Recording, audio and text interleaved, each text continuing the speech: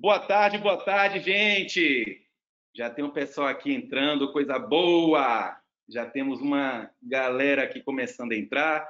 Estou dando um tempinho só para vocês poderem entrar. Já estamos os quatro aqui na tela para a gente, inclusive, facilitar aqui a logística de conteúdo de assunto. Eu queria só que vocês, né, qualquer coisa que vocês estiverem com dificuldade, manda aqui nas perguntas laterais, nos questions que a gente vai estar alinhando, e tem um pessoal da equipe aqui para poder orientar vocês quanto à necessidade de que vocês tenham, qualquer dificuldade que vocês estejam tendo, viu? Gente, dizer acima de tudo que é um prazer, né? A gente está com três pessoas, né, que realmente brasileiros, né, pelo mundo, que vem construindo e levando o nosso nome aí em países diferentes, né, de formas diferentes. Três mulheres guerreiras, o que me dá muito prazer, né? A gente tem a oportunidade de conversar, a gente vê tantos homens na odontologia falando o mundo afora, e ter a possibilidade, e a Isabel participou recentemente do evento só de mulheres, na verdade, né, que a nossa querida Josenita organizou aqui. Eu fui brindado com a palestra fenomenal dela. Então, muito orgulho, na verdade, que eu vou tentar mediar essas três mulheres guerreiras que estão, cada uma no seu país, levando, acima de tudo, o nome, né, no nosso caso, da odontologia brasileira, né, levando como profissionais de saúde esse grande profissional brasileiro que nós somos para cada um dos seus países. Eu vou apresentar de forma rápida cada uma delas, mas eu acho que elas vão poder falar um pouquinho da sua história, contar um pouquinho sobre tudo que vem acontecendo. O objetivo principal da gente aqui, gente, enquanto as pessoas vão entrando, nosso principal objetivo é a gente, logicamente, ouvir um pouquinho a história de cada uma delas e poder, acima de tudo, trazer um pouco do que vem acontecendo nesse momento. A gente está vivendo uma pandemia que não é uma pandemia local, não é uma coisa localizada, e quanto mais a gente tiver acesso às informações em vários lugares que isso vem acontecendo há mais tempo, melhor a gente consegue se prevenir e se planejar diante dessa realidade que vem acontecendo com a gente. E a gente sabe que no Brasil a gente está tendo muita dificuldade dessas informações, e o nosso objetivo, acima de tudo, é trazer pessoas imparciais, ou seja, que não têm nenhum vínculo partidário, político, estão vivendo nos seus países a realidade há mais tempo que a gente, e eu acho que tem muito a nos ensinar para a gente entender o que pode acontecer e quais vão ser as nossas posturas a partir desse momento. Então, esse é o principal objetivo da gente ter esse meeting aqui, 4 pessoas ao mesmo tempo, porque a gente realmente quer que seja um bate-papo, e, logicamente, todos vocês que estiverem participando aí vão poder participar e trazer perguntas. Eu vou tentar, todos podem ter acesso às perguntas, mas eu vou tentar mediar aqui e acompanhar para que a gente possa, acima de tudo, esclarecê-las e tentar, acima de tudo, trazer e fazer com que seja bem produtivo. Gente, vamos tentar ir levando isso daqui numa sequência. São 4 pessoas, logicamente, e cada um está num lugar, né, em um país, um mais distante do que o outro, então talvez tenha uma dificuldadezinha de delay. Então a gente está falando até para a gente tentar alinhar entre a gente essa comunicação, tá? Por isso que a gente não está tá um esperando o outro falar, para evitar de as vozes se chocarem e acabar não tendo entendimento. A gente vai tentar respeitar um pouquinho isso para melhorar a forma com que chega o áudio para vocês. Vou apresentar inicialmente aqui, a gente tem 3 profissionais brasileiras, né, guerreiras, que nos orgulham. Eu vou falar de forma, logicamente, rápida, elas vão poder apresentar o currículo delas, mas, assim, a gente tem a Andrea, que, inclusive, gente, o sobrenome dela não é Ferrara, né? Ela é de Ferrara, que é o lugar que ela mora numa cidade que eu não vou acertar falar o nome nunca, Andrea, então você vai falar a sua cidade, que é um nome muito complicado e complexo. Eu só sei falar em italiano mangiare, que é o que eu fazia aí o tempo todo, era comer. Essa dificuldade, então você vai poder falar. Nós temos aqui embaixo a Isabel.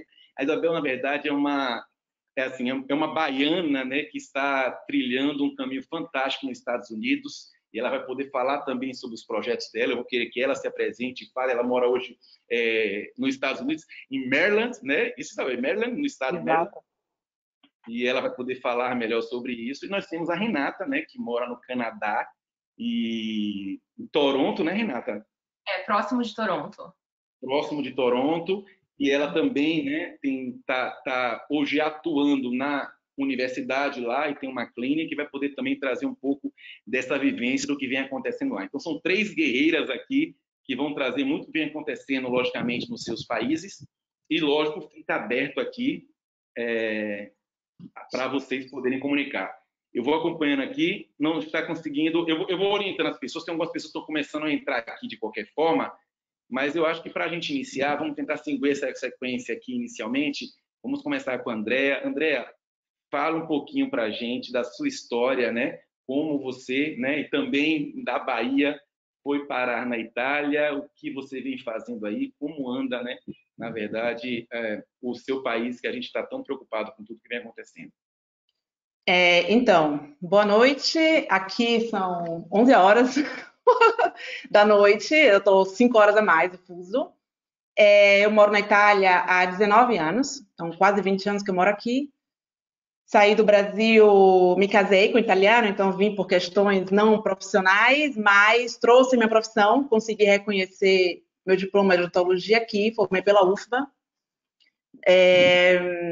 E desde 2010 trabalho aqui como profissional liberal. Não tenho um consultório meu, trabalho em colaboração com outros colegas. Faço um pouco de tudo, clínica, e nos últimos anos, muito odontopediatria, que é a estrada que eu estou seguindo. Frequento a clínica universitária, sempre odontopediatria. Tenho 2 filhos e agora estou em casa. Hoje são exatamente, eu acho que 20, 21 dias que estou aqui no meu confinamento obrigatório. E a Itália está na situação que eu acho que todo mundo sabe. Parece que estamos começando a ver uma luz no fim do túnel, uma luzinha bem pequenininha, porque hoje os números já tem uns 3 dias que começaram a diminuir. Os números ainda são altos, ainda são assustadores, e principalmente aqueles de vítimas, né, de mortos, mas os novos contágios, pelo menos, começam um pouquinho a diminuir. Eu falo de números oficiais, obviamente, a gente sabe que não é possível testar todo mundo e testar os assintomáticos, que é o que realmente é o grande problema, né, daqui, da Itália. Eles estão tentando trabalhar nesse sentido agora, fazer um teste de anticorpos, para ver quem já está imune, para começar a liberar, a fazer um programa para ir melhorando e liberando algumas profissões, liberando algumas coisas, abrindo alguns comércios, que está tudo fechado. Mas antes da Páscoa, com certeza, não. Então, a gente fala de depois da Páscoa, começar um pouquinho a entender o que está acontecendo. Resumidamente, é isso. Perfeito. Vai ter tempo de abordar mais esse assunto, tem muita coisa aqui. Deixa eu só saber do pessoal aqui, tem algumas pessoas que estavam vendo aqui. Vocês estão conseguindo enxergar as pessoas aqui, gente? Dá um ok aqui falando para a gente. O Zé tinha falado que estava ouvindo o áudio, alguém falou... Robson, ok, tá tudo ok? Estão vendo nós 4 aqui? O mais importante é ver as meninas aqui, porque essa feiura que vos fala aqui é o menos importante aqui. Ok, tá vendo? Apenas o áudio. Cadê? Ó? Deixa eu só ver aqui para o pessoal, para a gente voltar. O pessoal tá vendo aqui. O Robson tá perguntando o nome da cidade, Andréa. O nome da cidade que você está. Sim, Occhiobello. Eu moro na cidade de Occhiobello. É na região do Vêneto, entre Vêneto e Emília-Romagna. Uma das regiões, são 3 regiões as mais, digamos assim, afetadas desse problema, que é a Lombardia, Vêneto e Emília-Romagna. Eu estou um pouquinho entre as 2 regiões, mas eu trabalho em Ferrara e morei muitos anos lá, é muito próximo. Eu falo, são 10 minutos de uma cidade para outra, mais ou menos. Perfeito, perfeito. Acho que o pessoal tá começando a ver aqui. Zé dá uma olhadinha se você consegue ajustar a sua câmera. O pessoal está falando que está enxergando aqui, viu? Está vendo os vídeos e o áudio, tá? Qualquer coisa aqui, a Vanessa está acompanhando vocês aí, vai orientando qualquer necessidade. Vanessa, dá um ok aí que você está vendo o pessoal para orientar, porque Se eu ficar vendo aqui, eu não fa... Homem tem uma dificuldade grande. Olhar duas coisas ao mesmo tempo é impossível. Eu fico olhando aqui, eu já me perco completamente. Mas acho que agora regularizou. O pessoal está começando a entrar. Massa, massa. Estão vendo tudo. Gente, essa foi André. A gente vai poder. Sintam-se à vontade para fazer perguntas. O objetivo aqui é ser realmente um meeting, um momento de esclarecimento, né? E a gente tem muita coisa a entender de tudo que vem acontecendo. Isabel, meu anjo, por favor, se apresente oficialmente e traga um pouco da sua história, né, para a gente. Nos brinde com essa história linda. Primeiramente, eu gostaria de agradecer ao Bruno pela oportunidade de estar aqui com duas colegas, a André e a Renata, que conheci agora, e espero a gente poder continuar essa colaboração depois da pandemia. Boa noite a todos. Como o Bruno falou, sou baiana, com muito orgulho. A gente leva essa banhedade para onde a gente vai, amo a Bahia. E estou aqui na região metropolitana de Washington, que é no estado de Maryland. Eu estou mais ou menos a uns 40 minutos da capital do país. Então, a gente tem um contato muito grande com o que está acontecendo, com o governo, as notícias oficiais, que é uma coisa muito, muito importante. Eu ensino na Universidade de Maryland, na Faculdade de Odonto de Maryland, que é a primeira faculdade de odonto do mundo, foi fundada em 1840. Então, tem muita tradição, muita história.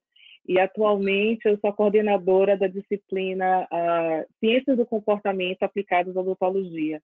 É um curso assim maravilhoso, porque dá uma flexibilidade, não é a parte técnica, mas é a parte humana, a parte de lidar com o paciente, a parte do cuidado, o autocuidado com o profissional, de como você interagir com pessoas de culturas diferentes. Então, assim, a parte realmente humana do que é ser um dentista. Então, é uma coisa assim que eu sou fascinada por esse curso.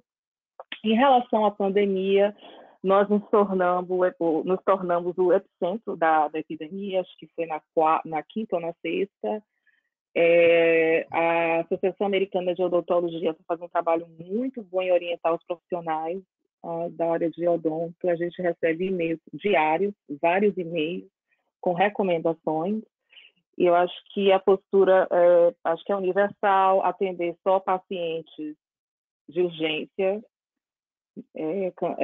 cancelar, remarcar todos os pacientes, procedimentos eletivos. E no estado que eu moro, a gente estava assim, trabalhar de casa, você evitar, mas agora, hoje, a partir das 8 horas, eu estou a 1 hora a menos do horário de Brasília, então aqui são 5h13 agora. Então, daqui a algumas horas, a gente não vai poder sair de casa, a menos os profissionais essenciais, e para uma questão médica, e quem sai de casa recebe uma multa de $5.000. Então, eu acho que todo mundo vai ficar quietinho. $5.000 de multa, né? $5.000. Então, eu apoio muito as medidas do governador, porque ele está sendo super proativo. A situação aqui não está sob controle, mas ele está tomando essas medidas justamente para que não aconteça o que está acontecendo no estado de Nova York. Então, o isolamento social é uma coisa que, de fato, efetiva, muito importante para não sobrecarregar o sistema de saúde. E nós não temos saúde pública nos Estados Unidos, não existe SUS, não existe hospitais públicos. Então, todo o sistema é privado. E uma pessoa que, por um acaso, seja infectada com o coronavírus, desenvolva o Covid-19, vai ser hospitalizada, por baixo vai ser um custo de $30.000 de despesa médica. E se você não tiver um plano de saúde, como é que você vai conseguir arcar? Então, é uma coisa bem complexa, né? E aqui estamos para debater, discutir, compartilhar o que a gente pode fazer nessa situação tão difícil que está afetando o mundo todo.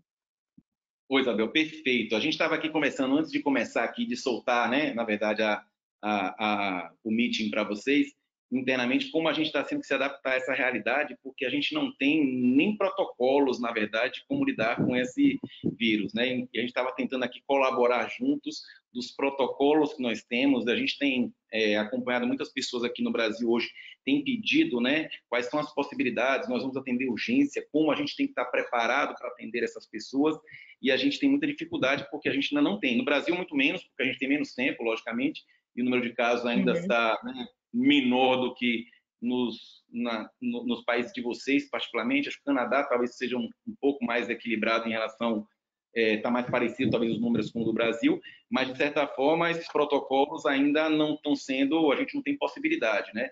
Então, inclusive, a gente disponibilizou para algumas pessoas um protocolo que a Laura Campos, doutora Laura Campos, lá da Itália, enviou para a gente, né, que foi, ela conseguiu fazer algumas modificações do que foi enviado pela vigilância, né, da Itália. Não sei se a Laura está aí, ela pode até colaborar com esse protocolo que ela trouxe para a gente. E a Isabel está me falando também que lá ela recebeu um protocolo, tem também o governo, na verdade, está distribuindo, né, Isabel, alguma coisa, um protocolo. Associação Americana de Odontologia. Perfeito. Associação. Associação, né? Então, ou seja, eu acho que essas informações são pertinentes para a gente tentar juntos, né, olhar o que a gente pode fazer nesse momento. Não existe certeza, logicamente, nada, né? Muito a gente pecar pelo excesso, mas eu acho que juntos a gente pode construir algo para proteger os profissionais, que a gente sabe que os profissionais de saúde nesse momento estão muito vulneráveis a essa pandemia. Nós temos que estar na frente muitas vezes, né, por algumas razões, mas ao mesmo tempo a gente assume alguns riscos com isso, que eu acho que vale a pena a gente tentar juntos aí chegar a algumas conclusões. E para se apresentar agora, por último das três, a Renata, né, que eu também não vou falar o sobrenome, Renata, porque eu treinei 30 vezes, não vou acertar a falar. Deixa comigo. Mas acima de tudo, a Renata, assim, a gente teve uma feliz coincidência, que a Renata, na verdade, ela é amiga de minha irmã, né? E elas moraram junto na Flórida, né? Quando minha irmã fez intercâmbio na Flórida. Há muitos anos atrás. Renata, há muitos anos atrás. E aí cada um, na verdade, foi para um lado do mundo. Minha irmã hoje mora na Espanha, a Renata mora no Canadá, né? E assim, minha irmã praticamente teve uma história, eu até abrindo um pouquinho a história, que é muito interessante. Minha irmã, ela namorava, na verdade, com o Jorge, né, Renata? Que vocês deviam se conhecer de lá. E aí ela voltou para o Brasil, ele foi morar, voltou para a Espanha, e ela foi passar, aí se separaram, depois de um tempo se reencontraram coincidentemente na Inglaterra. E aí, um ano depois eles se casaram e moram juntos hoje, né? Os dois foram colegas de Renato. Muitos anos depois a história de amor falou mais alto, né? Maria e Jorge ficaram juntos. Na cidade de Argentina, né, que eles moravam, e hoje estão casados e juntos lá, né? Então, muito legal. A Renata, na verdade, é dentista, na verdade, hoje mora lá no Canadá, trabalha lá na faculdade de Toronto e também tem uma clínica, então ela vai falar um pouquinho da história dela e vai contar um pouquinho como é que andam as coisas, para a gente depois poder abrir o bate-papo. Seja bem-vinda, Renata. Obrigada pela oportunidade, obrigada por, né, conhecer pessoas novas e minhas colegas também, Isabel e Andréia. Agradeço ao Bruno pelo convite. Eu estou aqui no Canadá vai fazer 11 anos, me formei em São Paulo, sou de São Paulo, mas meu marido é do Rio de Janeiro, então a gente morava no Rio de Janeiro quando a gente decidiu vir para cá, para o Canadá. Em termos assim de buscar uma oportunidade de morar fora do país e, enfim, por uma série de fatores mais em relação à violência, à criação de filhos, e acabamos vindo parar aqui. A gente mora na província de Ontário, numa cidade que fica a 40 minutos de Toronto, mais ou menos. E já faz mais ou menos uns 6 anos que eu trabalho na Universidade de Toronto, na Faculdade de Odontologia da Universidade de Toronto. Atuo mais na pré-clínica com estudantes de primeiro e segundo ano, nas disciplinas mais básicas de materiais dentários e dentística restauradora. E já tem um tempo que eu tô lá e atualmente também atuo no gerenciamento de uma clínica que não é minha, mas eu tô no gerenciamento dessa clínica juntamente com uma dentista numa cidade aqui próxima onde eu moro. E qual não foi a nossa surpresa com esse desenrolar todo dessa história? Estava tudo funcionando normalmente e a gente começou, assim como a Isabel mencionou, a gente recebe muito protocolo de atendimento e à medida que a situação foi evoluindo, eles pediram assim que os tratamentos eletivos fossem suspensos o mais rápido possível e a gente remarcasse o paciente e ficasse apenas com emergência E os tratamentos de urgência realmente era aquela coisa que no início ficou meio no ar, porque ninguém sabia exatamente o que era uma urgência. Eles passaram a considerar, inclusive, uma pulpite reversível, não um caso de procedimento invasivo. Não podia ter atuação. Nada que fosse gerar aerosol de motor de alta rotação podia ser... a gente podia realizar esse tipo de procedimento, a não ser que tivesse com os equipamentos, né, de proteção individuais. Então, foi um pouco chocante, porque foi uma medida drástica em muito pouco tempo para todo mundo se ajustar, e todas as clínicas fecharam. Pacientes procurando atendimento de emergência ficaram um pouco desamparados, porque as pessoas ficaram realmente muito incertas de até onde elas poderiam chegar, né, e atuar e fazer o tratamento.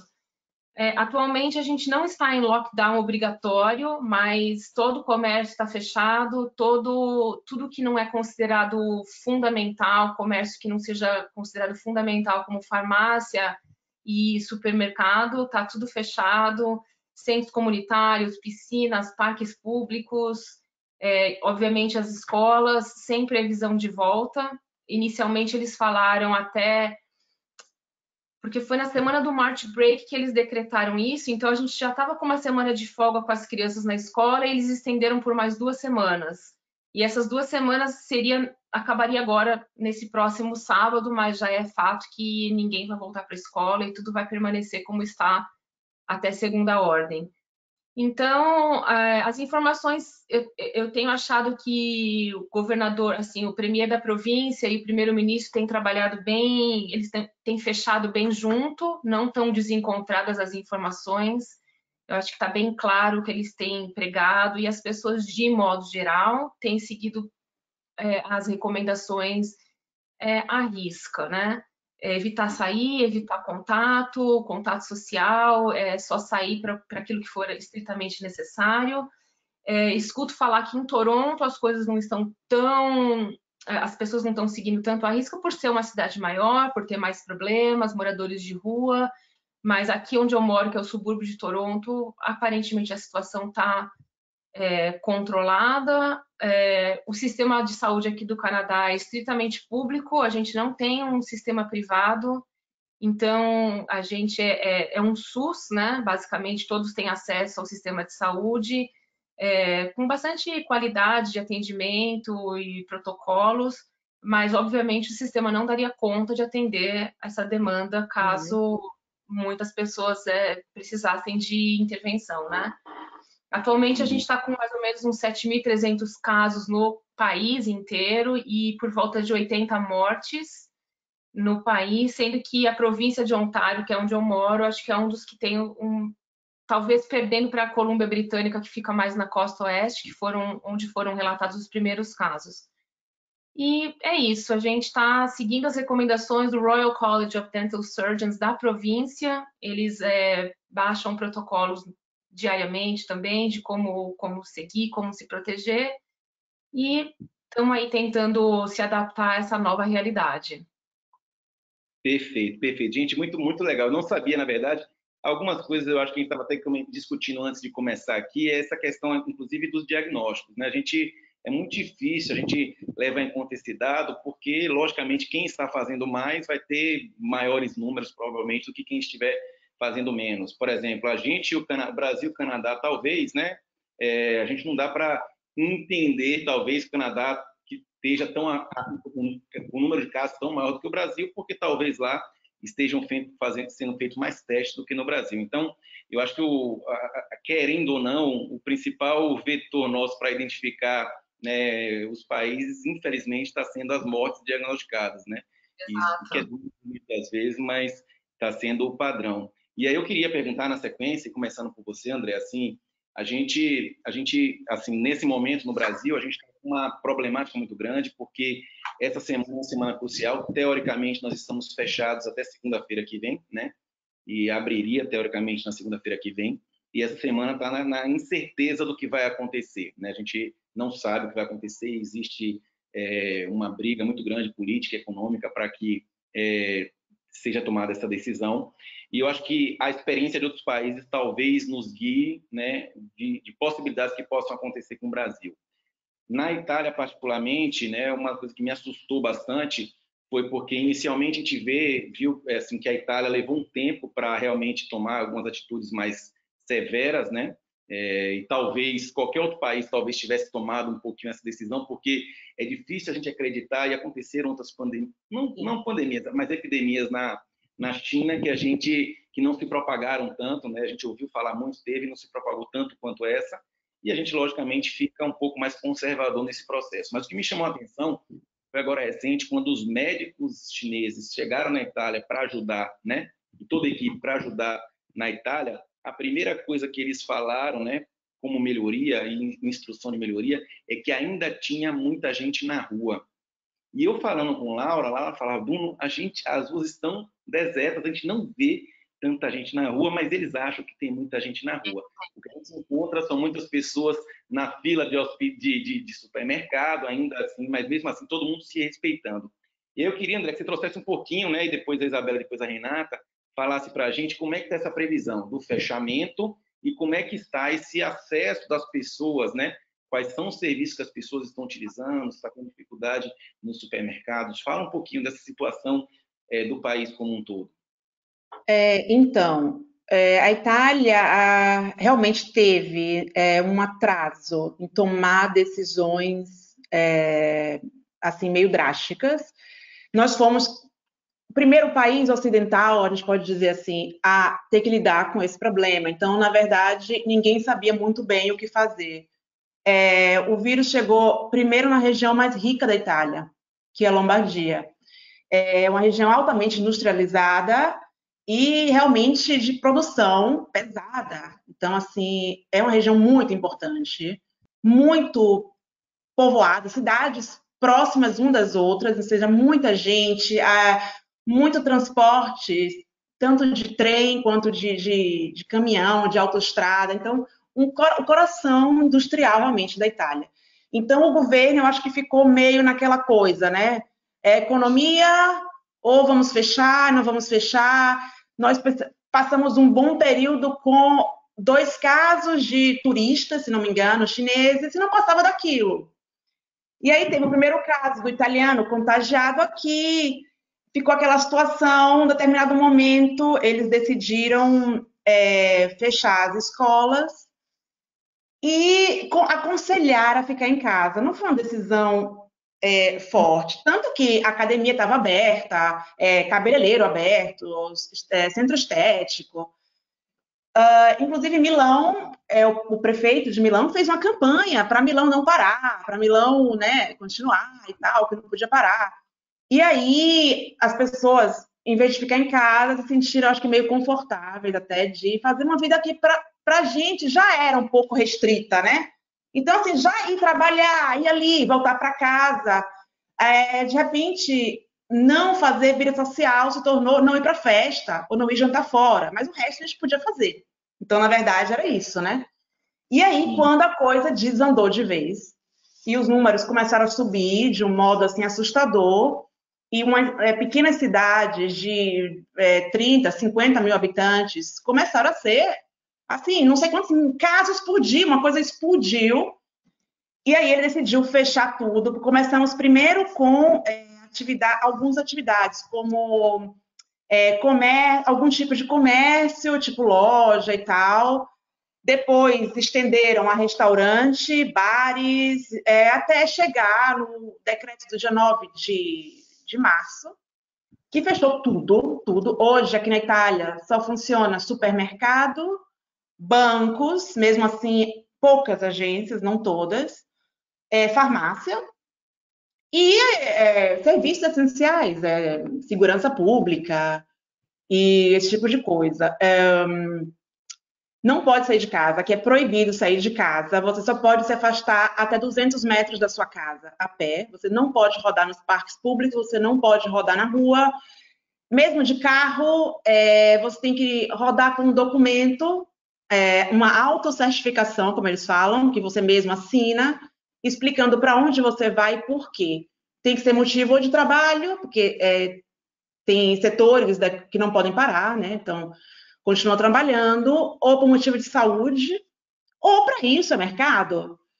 Então, assim, eu só saio de casa para ir no supermercado. Basicamente, uma vez na semana, só pode ir uma pessoa da família, então não pode chegar lá marido e mulher, e não pode levar criança. Então, uma pessoa, e só entra uma pessoa de cada vez. A fila é do lado de fora do supermercado, respeitando sempre 1 metro de distância entre as pessoas. Então, às vezes demora 1 hora para entrar no supermercado, a gente tem que olhar o horário, que não seja, tem que fazer toda uma organização familiar. E basta, não temos nenhum contato com ninguém. Assim, meus filhos não veem a avó, eu acho que tem mais de 1 mês, porque a avó é de risco, né? É considerada faixa de risco, então a gente se fala com o WhatsApp e vai se falando. É meio complicado administrar quem tem criança, né, em casa, essa situação. As escolas se adequaram, então, eu estava falando com o Bruno antes, meu filho tem aula todos os dias de manhã, online, e a gente vai levando, não sabemos ainda até quando, não tem uma previsão, inclusive os especialistas, eles estão meio até com medo de dizer, está melhorando, e as pessoas começaram a se sentir né, liberas, e voltar tudo de novo. Então, a gente está ainda em casa, não se sabe até quando, com certeza até Páscoa, vamos assim, e eu acho que pessoalmente, para consultório, dentista, eu acho que até o final de abril, início de maio, não tem condições de voltar a trabalhar, os números ainda são muito, muito altos, e o contágio... A previsão, André, inicial agora está até quando vocês de... Era até o dia 3, né? Assim, até o dia 3, mas agora, com certeza não vai ser. Inicialmente? Oi? Desculpa. Entendeu, mas 15 dias inicialmente, não foi isso aí na Itália? Sim. Inicialmente, mas não tem a menor condição ainda de voltar. Realmente, aqui na minha cidade, na cidade pequena, e assim, muito próximo das áreas de risco, de alto risco, então as pessoas realmente estão fechadas em casa, a gente não vê movimento, a gente não vê ninguém na rua. Eu tenho um parque atrás da minha casa e o carro da polícia passa várias vezes por dia controlando se tem alguém na rua. Porque... A multa é 400 euros, não é isso? 400 euros, e se você for positivo e estiver rodando, você tem até um processo realmente penal, você pode ser denunciado por... Agora, não sei te dizer exatamente qual é a multa, eu sei que é uma multa bem alta e você pode ser denunciado, se você for positivo e te pegarem na rua. Então, é meio complicado, a gente até já se acostumou, é até chato de falar, mas a gente está... Você termina entrando numa coisa meio surreal, e depois de tantos... desde o dia 9 que eu estou em casa. Então, já está há bastante tempo. E aí vai seguir na sequência, que a Isabel também vai seguir depois, mas só responder o Robson para aproveitar a André e depois seguir na sequência com a Isabel e com a Renata. O Robson está perguntando se tem alguma estatística de dentistas infectados. Ele perguntou do Brasil e em cada localização, cada localidade aí, no caso Itália, Estados Unidos e Canadá. Tem alguma, você sabe, alguma estatística de dentistas? Eu acho que a gente pode levar em conta profissionais aí de saúde, André, aí na Itália? Sim, aqui não tem uma diferença entre dentista e médico, né? Dentista e médico são considerados uma categoria só, então estatística é meio geral. Soube de colegas dentistas que já se contaminaram, inclusive alguém até já morreu, infelizmente, mas eu não tenho um número. Agora, de médicos em geral, profissionais de saúde, só de médico, eu acho que tem 83, já tiveram 83 vítimas. Então, assim, em média de 8.000 a 8.000 alguma coisa profissionais de saúde positivos. Então, é um número... A última vez que eu vi era acima de 15% dos né, sim, é bem alto. É bem alto. Apesar de toda a proteção que a gente tem e tudo. Isso aí tá meio misturado, dentista com médico, em meio geral, mas são 83 vítimas e só, eu acho que nas últimas 24 horas foram 15, que eu estava vendo o jornal hoje mesmo. Perfeito, perfeito, maravilha. Isabel, Estados Unidos. Bem, como eu falei antes aqui, os estados, eles têm uma legislação, os estados são bem autônomos. Então, o estado que eu moro, de Maryland, não quer dizer que todas as pessoas agora, como eu falei antes, que o governador anunciou que a partir das 8 horas ninguém deve estar de casa se não for por uma questão essencial. Então, para dar um exemplo, 2 semanas atrás, quando eu já estava em casa, a gente está ensinando online desde a semana de março, 17 de março, e eu estava conversando com essa colega na Carolina do Norte, e lá estava tudo normal, não tinha fechado nada, nem as escolas. Então, aqui é um país muito grande, são mais de 300 milhões de habitantes, e com realidades bem distintas. Então, cada região está tendo medidas de acordo com o número de casos, com aquela realidade local. E, inicialmente, o presidente estava esperando que fosse reabrir o país no domingo de Páscoa, que as pessoas fossem para a igreja celebrar a Páscoa. E ele voltou atrás e determinou que até o final do mês de abril, provavelmente nós vamos estar fechados, né? Tudo vai estar fechado, até 30 de abril.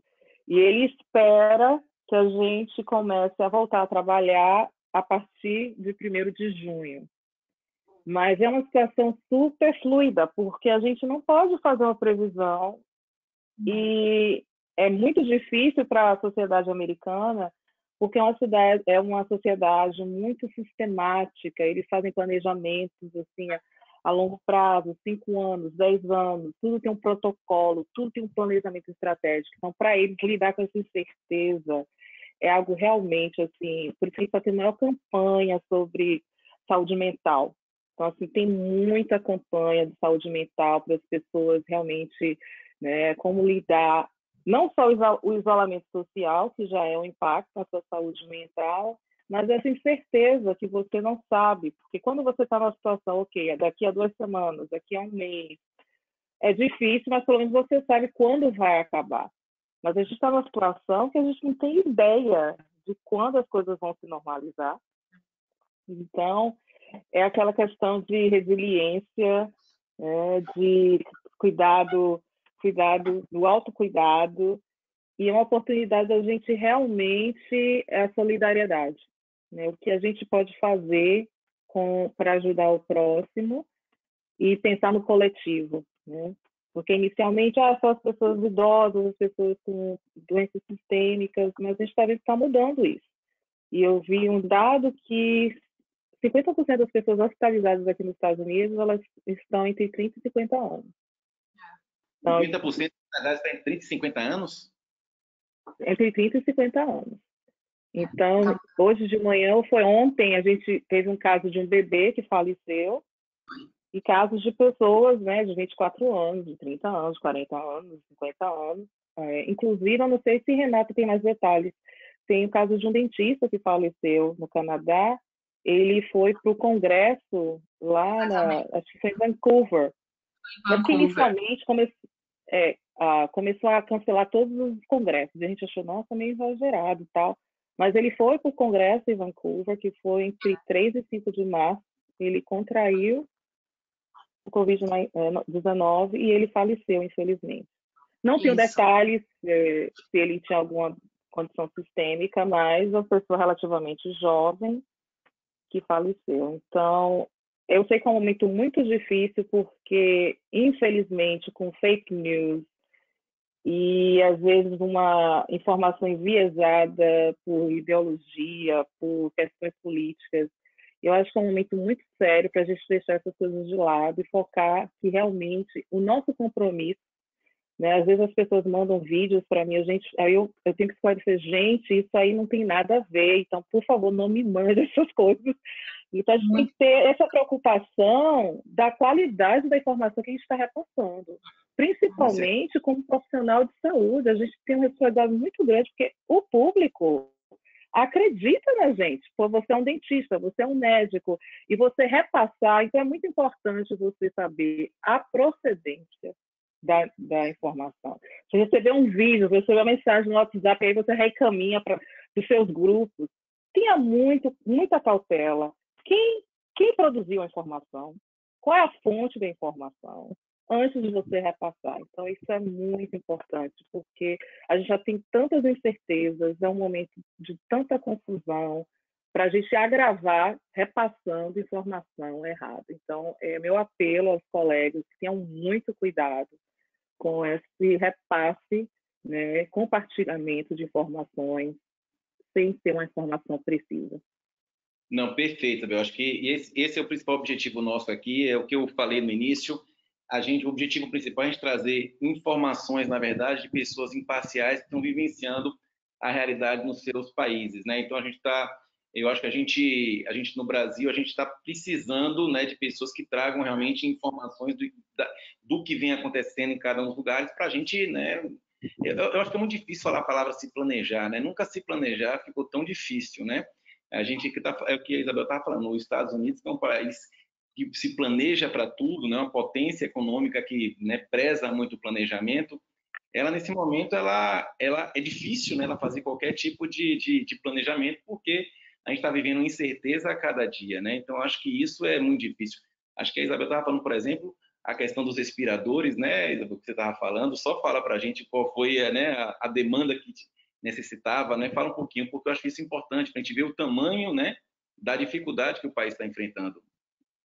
Isso, então, semana passada eu estava assistindo uma coletiva, né, uma entrevista do governador de Nova York, e a FEMA é uma agência que lida com situações de emergência, quando tem uma enchente, um furacão. Então, a FEMA que oferece, né, profissionais e o apoio logístico para lidar com esses desastres naturais das situações.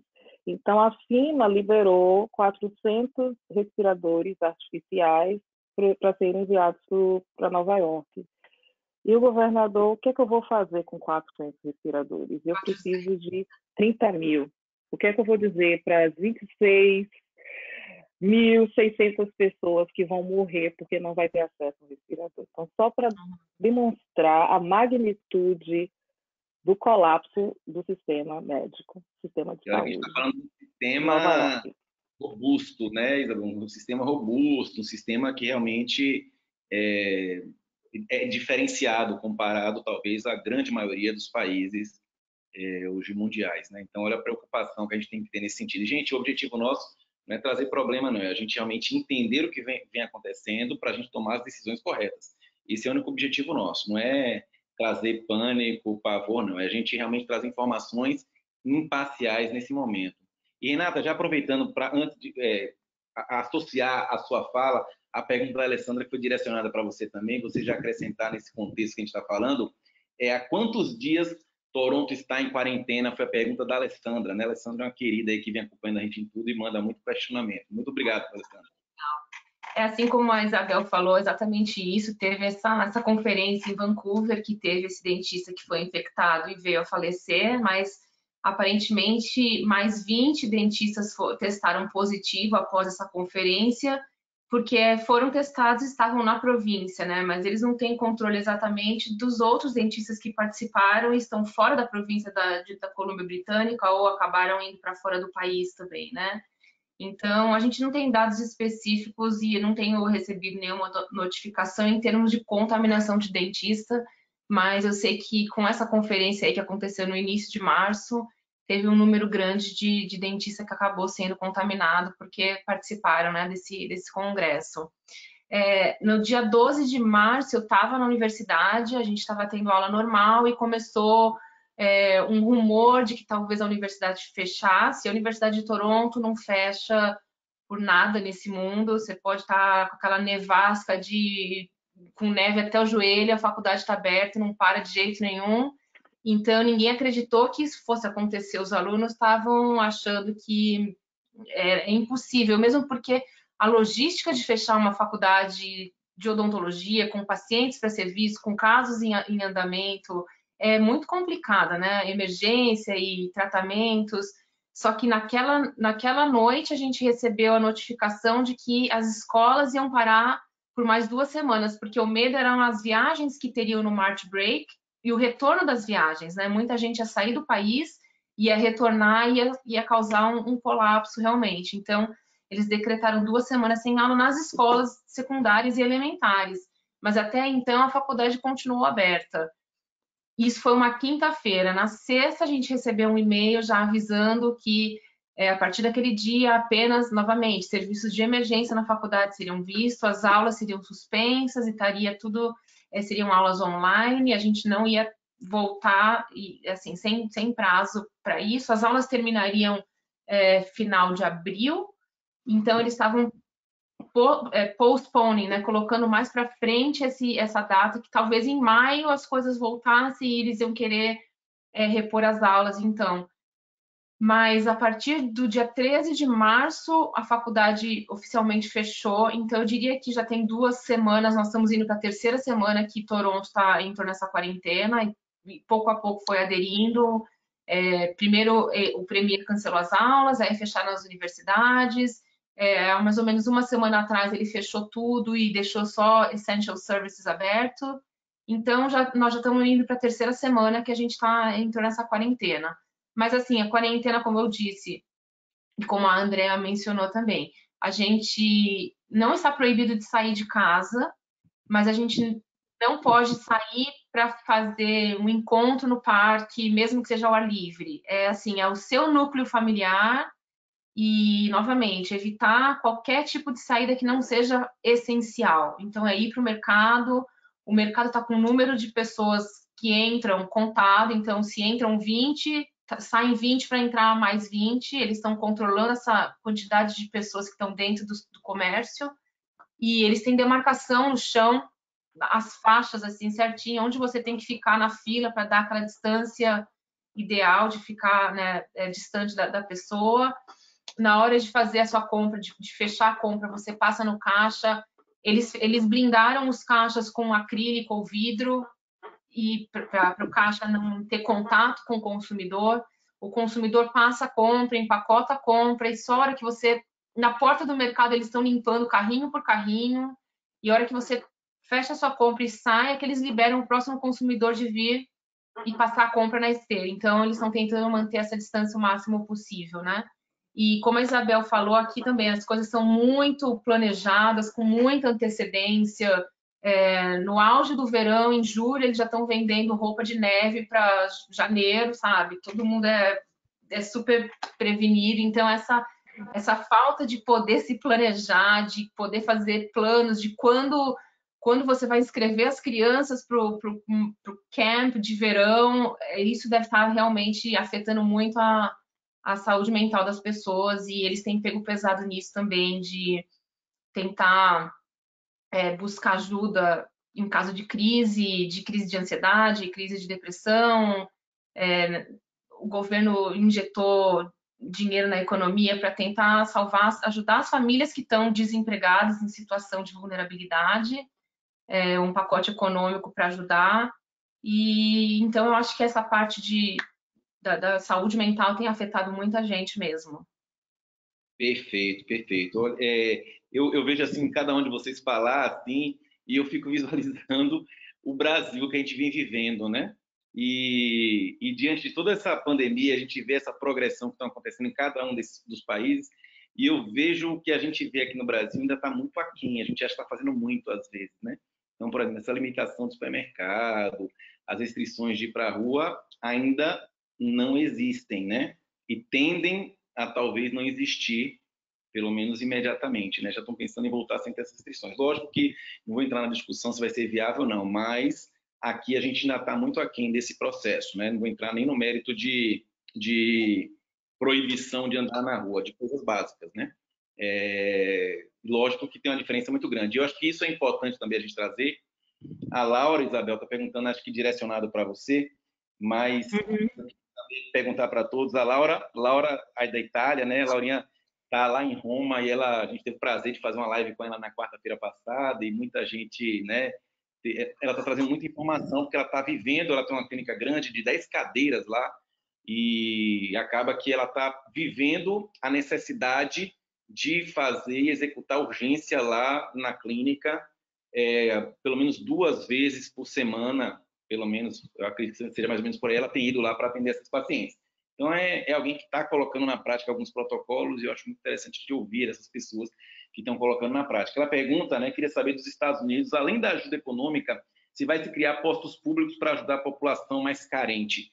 E aí eu queria voltar a todas, acho que pode começar para a Isabel, até por conta da resposta da Laura, eu queria saber quais são as ações que o governo está fazendo para minimizar essa problemática. Por que eu digo isso, acima de tudo, para os profissionais de saúde? A grande maioria dos profissionais de saúde, eu vou falar em termos de Brasil, são profissionais liberais, são pessoas empreendedores. Eu falo que no Brasil, a gente como dentista, a gente não é empreendedor, a gente é aprendedor, porque a gente aprende a empreender, porque a gente não tem preparação nenhuma, né? Então a gente aprende a empreender na nossa rotina de vida. E isso é muito difícil, a gente quebra muita cara, muitas vezes por conta disso. Eu falo, quem é hoje o dentista ou o médico, né, que criou um fundo de reserva para passar essa crise? É muito difícil isso, porque a gente não tem essa cultura e não tem esse aprendizado na vida e, logicamente, a gente enfrenta com muito mais dificuldade. Mas o fato é que nós somos também um país mais pobre, né? Falando dos três, da Itália, Canadá e Estados Unidos, a gente é mais pobre, tem uma população muito mais carente. E eu estava vendo, por exemplo, a renda média de uma família na Itália, que eu acho que dos três talvez seja ainda o mais pobre dos três, né? É 5 vezes maior do que a renda no Brasil. Então, talvez por conta disso a gente vai ter uma dificuldade. Quais são as ações que o governo vem fazendo para ajudar essas pessoas, as pessoas mais carentes e as pessoas com dificuldades, os pequenos empresários, por exemplo, os dentistas que têm consultório e não trabalham em nenhum órgão aí em cada um dos países de vocês? Aí, começar na sequência pela Andréia, para a gente seguir a mesma ordem, e a Isabel, quando falar, responde a Laura também, juntamente com o questionamento. Então, o governo aqui demorou um pouquinho para tomar algumas decisões econômicas. No final, teve um decreto, semana passada, mais ou menos, uns máximo 10 dias atrás, ele estipulou uma ajuda de 600 euros para autônomos e profissionais em geral, não médicos, não engenheiros, ou seja, porque aqui tem uma diferença do Brasil. Como eu estava explicando antes, Bruno, de entrar, né? A gente não paga a previdência como os outros trabalhadores em geral. Então, quando você é inscrito a um conselho, seja conselho de medicina ou outros, né? Engenheiros têm o deles, os advogados têm o deles. A gente paga a nossa aposentadoria para um órgão separado, é uma gestão separada. Então, o governo meio que lavou as mãos inicialmente para médicos, dentistas e todos esses tipos de profissionais liberais. No final das contas, é uma coisa muito nova, acho que de sexta-feira para cá. Esse órgão que administra nosso dinheiro, nossa aposentadoria, decidiu ajudar os médicos e dentistas com 1.000 euros por mês, certo?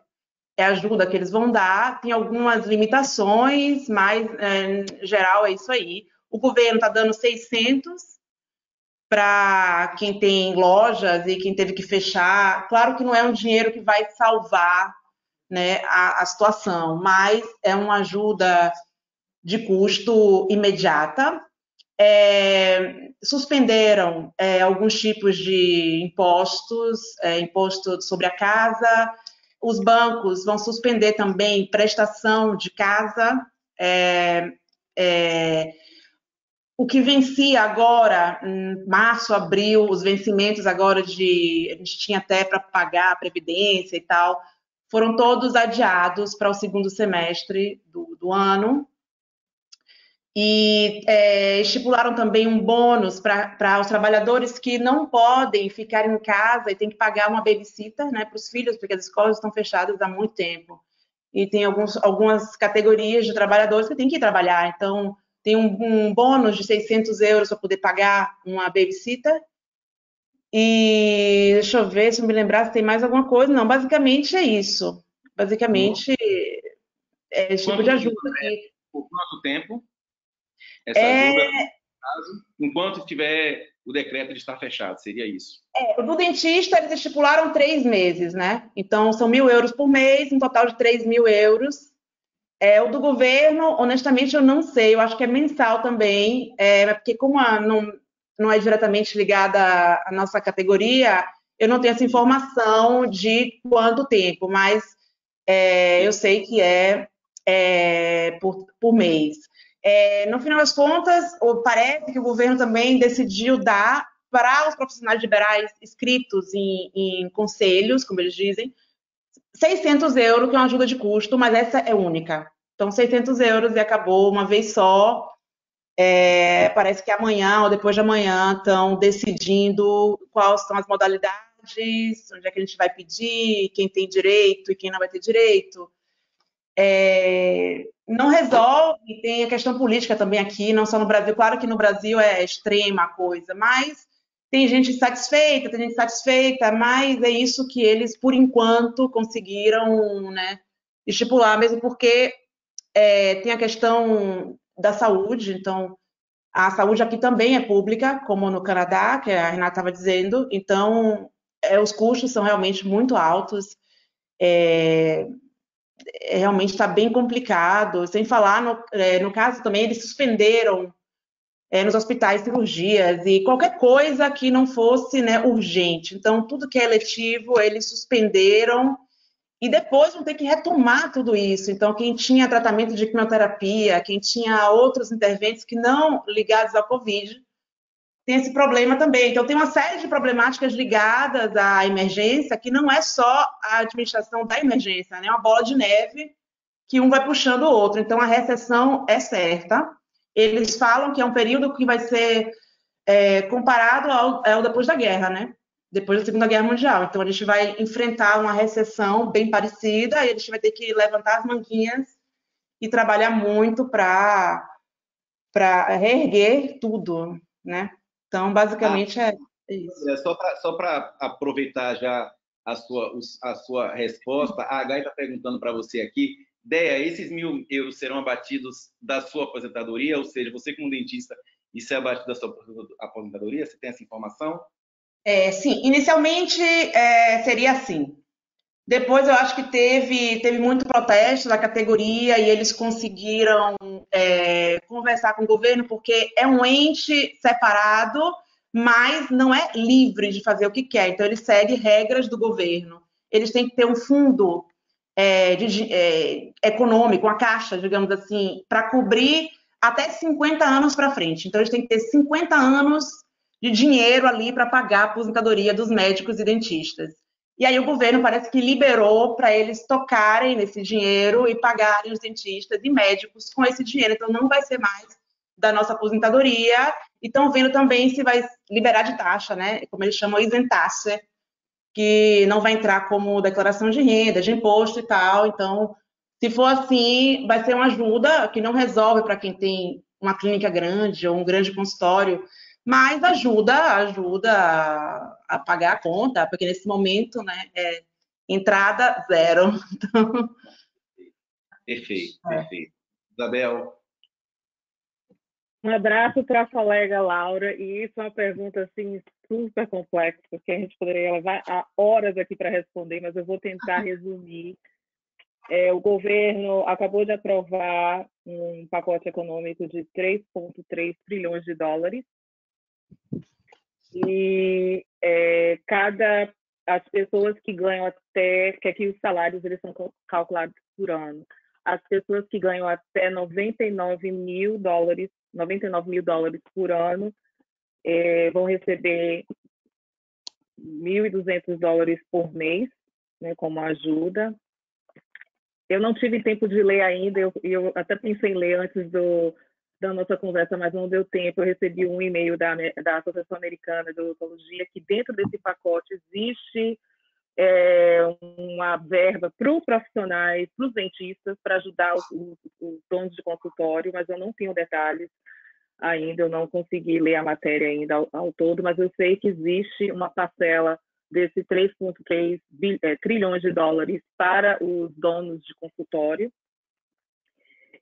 E quanto a estabelecer postos de saúde, eu acho que isso é uma coisa assim, muito complexa. E o que essa pandemia trouxe é a necessidade de se realmente discutir temas que são tão importantes, tão urgentes, e a gente está né, empurrando com a barriga. Por a questão de 30 milhões de pessoas nos Estados Unidos, eles vivem na miséria, né, a gente fala na linha abaixo da pobreza.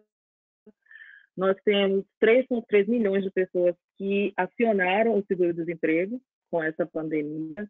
A gente tem um crescimento da população indigente, grande número de a desigualdade social que está cada vez mais, né, a diferença das pessoas que ganham mais com as pessoas que ganham menos. Então, esse gap está cada vez maior. Nós temos a questão das pessoas, dos imigrantes, né, ilegais. Então, tem vários fatores e essa pandemia mostrou que como o sistema de saúde que a gente tem agora não é suficiente para atender às necessidades da população. Porque, como eu mencionei antes, por baixo, se você foi infectado com o coronavírus, desenvolveu o Covid-19, for hospitalizado, sua conta médica vai dar em torno de $30 mil. Então, se você não tem um plano, e muitas pessoas não têm um seguro de saúde, um plano de saúde, como é que você vai conseguir arcar com esse custo? Então, eu espero que a gente consiga realmente trazer mudanças necessárias à nossa sociedade depois dessa pandemia, né? Que a gente use esse momento tão crítico para realmente colocar pressão no governo para que temas tão importantes sejam realmente discutidos e soluções mais igualitárias sejam apresentadas.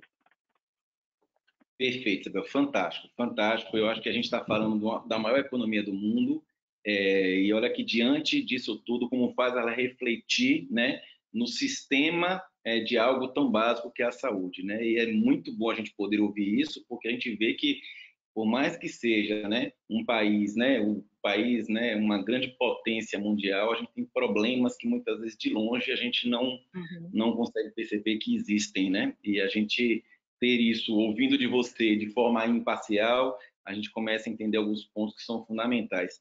Só para antes de passar para a Renata poder falar, a Laura acrescentou também uma coisa importante, que o governo italiano está dando a possibilidade aos patrões de deixar os funcionários em casa, recebendo 80% dos salários por conta da Previdência, né? Então, eu acho que isso é uma ação louvável, porque a gente sabe, para o pequeno empreendedor, a dificuldade que ele vai enfrentar nesse momento e, sem sombra de dúvidas, né, prover o pagamento dos salários dos colaboradores é algo que pesa demais dentro da despesa que ele vai ter, não funcionando tendo essa despesa, é algo que vai ser muito grave, logicamente, ter uma atitude dessa se torna louvável, né, diante de tudo que vem acontecendo. Até parabéns por essa atitude, não sei se veio tarde ou né, tarde demais, mas o fato é que eu acho que é um caminho a ser buscado, né? Tentar dividir, logicamente, essa dificuldade que todos nós teremos.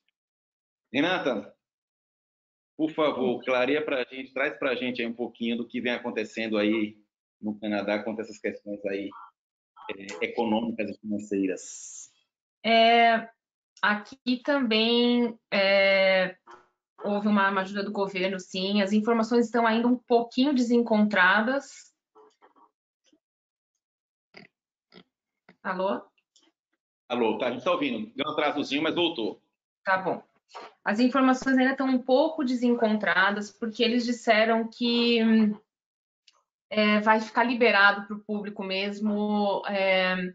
Você tem o que eles chamam de Employment Insurance, que é como se fosse um seguro-desemprego, mas para você qualificar, você tem que ter trabalhado e contribuído por pelo menos 700 horas nas últimas 52 semanas. Então, muita gente não qualifica, não está dentro desse pacote. Mas, ainda assim, eles não querem deixar desamparadas pessoas que não qualificam, né? E perder um emprego ou receber esse layoff temporário de ficar, né, temporariamente sem trabalho. Então, inicialmente, eles falaram que seria um percentual do que você produzia por semana, e eles receberam, obviamente, uns applications em número recorde, assim, maior, 1 milhão de applications em apenas um dia, 2 dias, 48 horas, alguma coisa assim. Eu estava até tentando achar os números mais específicos, assim, mas eu sei que foi um número bem grande, muito acima do que eles estão acostumados a receber. E agora eles estão falando de $2 mil dólares por mês para cada trabalhador que tiver sem receber renda nenhuma. Então, oficialmente, acho que a gente só vai ficar sabendo na primeira semana, eles estão falando dia 6 de abril, talvez, que vai sair um decreto um pouco mais oficial, mas eu sei que eles estão oferecendo ajuda para o pequeno empresário também. Eu não tenho muitos detalhes, que, como eu falei, não saiu oficialmente esse pacote ainda, mas eu sei que eles vão dar uma força para o pequeno empresário e vão dar para o trabalhador também. Então, atualmente, o que a gente tem ouvido dizer são $2.000 por mês para cada trabalhador que esteja ou em quarentena, ou que contraiu a doença e não pode trabalhar, ou porque tem que cuidar das crianças que estão sem escola. Então, é basicamente isso que a gente está na expectativa, para ver se vai receber esse dinheiro. Além disso, eles, como a Andrea mencionou, a parte de pagamento de casa, né, a hipoteca da casa, os bancos deram um período que você pode prorrogar também o pagamento por até 6 meses, sem ter que realizar esse pagamento agora. Conta de luz e água, que tem, principalmente conta de luz, que tem períodos de pico que eles cobram mais alto durante o dia, a eletricidade é mais cara e fica mais barata só no fim do dia. Como as pessoas estão mais dentro de casa agora, eles tiraram essa tarifa diferencial e colocaram a tarifa mais baixa.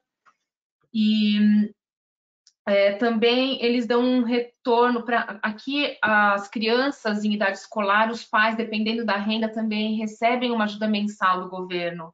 Então, eles vão fazer um top-up nessa renda mensal também, de acho que $300 por criança. Eu acredito que até junho, seria por abril, maio, junho, 3 meses. E essa ajuda de $2.000 por trabalhador também por acho que 3 ou 4 meses, no máximo 4 meses. Então, por enquanto, é isso que a gente tem visto. Eu não sei se vai ser efetivamente isso que vai acontecer, porque ainda não saiu nada oficial. Mas é o que as notícias têm mostrado para a gente. Perfeito, perfeito. É muito bom, na verdade, estar ouvindo, na verdade, algumas atitudes. A gente está, no momento, no Brasil, de muita insegurança do que vai acontecer, né? E aqui eu vou responder agora ao questionamento da Gisele. Primeiro, o Robson aqui colocou que no Brasil a gente não tem empresa, não. A gente tem eu presa, né? Que muita gente pensa no seu e não está pensando no benefício de todos, né? E a Gisele colocou, perguntando diretamente para mim, né? Como estão as clínicas odontológicas na sua cidade, porque aqui em São Paulo muitas estão fechadas, por coincidência dos donos, mas muitas clínicas abertas, visando somente lucro e continuando o atendimento normal, mesmo sem ser de emergência. Eu acho que nesse momento, né, a gente está vivendo uma realidade que a gente vai ter uma grande provação aí do ser humano, né? E buscar, acima de tudo, a melhoria da sociedade em prol de você como pessoa individual. Então, logicamente, tem algumas pessoas que estão, né? Eu não vou condenar quem está atendendo, quem não está. Eu acho que a realidade de cada pessoa é muito diferente. Essas realidades eu estaria sendo irresponsável de condenar. Eu acho que a gente tem que respeitar as regulamentações, logicamente, que vão acontecer. Eu acho que esse respeito é importante. Buscar mudanças, acima de tudo, quando necessário. Mas eu acho que a gente está entrando no mérito, todo tem entendimento de risco, né? Risco é o que faz, na verdade, a gente ser empreendedor. Quem arrisca mais, né, logicamente, vai pagar pelas consequências do risco. E nesse momento, o risco que a gente está ocasionando, acho que a Renata caiu aqui, ela deve voltar.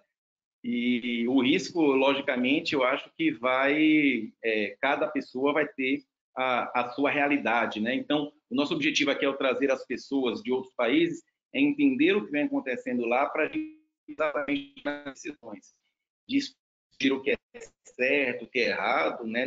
Nesse momento, acima de tudo, talvez seja até irresponsável, porque a gente não sabe qual é o caminho a ser seguido. Os países e os lugares têm realidades diferentes, a gente sabe disso, mas a gente tem que se ater, acima de tudo, de informações importantes, relevantes e verdadeiras para a gente tomar essa decisão, né? Então, eu acho que esse talvez seja o caminho para a gente tomar as decisões corretas. Vai precisar do apoio um do outro, eu acho que isso vai vai ser necessário, né? Isso é fato. Sabe que existe uma recessão em todo o mundo, não só no Brasil, mas como em todo o mundo, né? E acima de tudo, a gente vai ter que buscar quais são as atitudes que a gente pode fazer para que isso seja melhorado. O que a gente vai viver agora é uma recessão até lógica. Eu falo sempre, né, uma teoria, tudo que eu falo durante, né, os cursos, eu falo muito o seguinte: num problema, numa crise natural, o dinheiro não some, o dinheiro muda de mão, né? Isso que normalmente acomete uma crise. Alguém está ganhando mais, outros estão ganhando menos em algum processo. Mas isso é uma normalidade de produtividade, né? Renata voltou aí agora também. Deu um cortinho, mas voltou. Numa relação da produtividade natural e normal. Mas imagina que nesse momento a gente vai ter uma diminuição na produtividade de tudo que a gente produz em todos os países. Então é natural que todos sejam prejudicados, né, de uma forma grande. Alguns pequenos setores vão ter um crescimento, mas a grande maioria mundial vai ter dificuldade e a gente tem que se preparar para esse momento. A gente está até propondo na quinta-feira, vamos fazer um novo webinário, né, com o Francisco, que é um gestor, né, que vai trazer um pouquinho, a gente vai tentar discutir algumas soluções, e aí voltar, logicamente, principalmente ao mercado brasileiro, que a gente pode ter, que a gente pode tomar para minimizar a perda, né? Eu acho que a perda vai existir fatalmente, não tem para onde correr, mas o que a gente pode fazer para minimizar? E minha preocupação maior, acima de tudo, são com os pequenos empreendedores, que são responsáveis por grande parte, logicamente, dos problemas de saúde, e são pessoas, de certa forma, que empregam muita gente, então a gente tem que ter preocupação com eles e com todos os colaboradores que estão ao seu redor. E a gente tem duas dificuldades, como eu falei: a gente não tem entendimento de gestão e a gente não tem tempo de gerir muitas vezes a nossa empresa, e por conta disso a gente tem dificuldades naturais no dia a dia. Com uma crise como essa, a gente ainda acaba tendo muito mais problemática, e o nosso objetivo aqui é tentar juntos chegar a algumas conclusões, mas eu acho que a decisão vai ser individualizada e cada um vai ter que tomar a realidade achando, né, o risco que deve ou não, mas eu acho que respeitar, na verdade, o que vai ser tomado daqui para frente vai ser um caminho aí para que a gente realmente tome decisões pelo menos arriscadas, né? Mas eu não vou julgar o que é certo e o que é errado, né? Mas eu acho que é preocupante, fato, né? É preocupante a gente ver algumas pessoas nesse momento buscarem talvez algum interesse próprio maior do que o interesse comum. Agora tem que ser avaliado, logicamente, né? Existe proibição, não existe? A gente está no Brasil hoje, a gente está numa gangorra, é muito difícil, né? Porque um fala uma coisa, no outro dia outra coisa, e a gente tem, né, um presidente fala uma coisa, um ministro fala outra, então a gente está com uma dificuldade muito grande, por isso que a gente está tentando trazer conteúdo aqui para tomar algumas decisões que não são fáceis, né? São países muito mais, com a condição econômica muito mais estabilizada, né? As medidas lá, né, comparadas às nossas aqui, são realmente muito mais deixa a população muito mais calma. Aqui a gente tem uma dificuldade financeira muito grande, a gente sabe que isso não será fácil, mas vamos tentar, acima de tudo, buscar, né, desse momento aprendizados para a gente tentar voltar, né, com mais força pós-pandemia. E aí eu queria ouvir de vocês, na verdade, um pouco disso, né? O que essa pandemia tem ensinado, né? Vocês como pessoa, em primeiro lugar, vocês como empreendedoras, profissionais de saúde, como mãe, como mulher, como cidadã, o que isso vem ensinando a vocês e o que vocês esperam, acima de tudo, no retorno? Na volta, a gente vai voltar, logicamente, com menos ou mais tempo, mas o que vocês esperam com esse retorno aí para que a gente consiga voltar e, logicamente, diante de tudo que vai acontecer, mas qual é a força e quais são as possibilidades de melhoria que a gente pode ter para voltar mais fortes diante da dificuldade que virá? Começando com você, André, por favor. É uma pergunta difícil, né? Porque é uma pergunta muito difícil. E não foi nada planejado. Falar de antemão aqui que a gente não planejou nada, ia ser um bate-papo, e eu estou colocando elas nessa sinuca de bico, mas eu acho que isso é muito importante, ser individual, mas eu acho que vale a pena a gente ouvir de quem está vivendo isso há mais tempo. Eu tenho certeza que a reflexão de vocês nesses dias aí deve ter trazido alguns pensamentos muito importantes, né, quanto a isso. Sim, eu acho que sim, é muito tempo livre, né? Então a gente pensa muito. a gente, na verdade, eu acho que eles tinham uma vida tão corrida e tão frenética que voltar a ficar em casa, a fazer coisas que a gente não fazia e ter que não tem solução, você não tem para onde ir, você não tem o que fazer. Então, ter que redimensionar o tempo e trabalhar o tempo de uma outra forma. No início foi muito difícil, porque tem aquela parar de vez, né? E você fica meio até ansioso, aquela ansiedade, tipo, eu tenho que fazer alguma coisa, o que eu tenho que fazer? É quase uma obrigação de ter que fazer alguma coisa.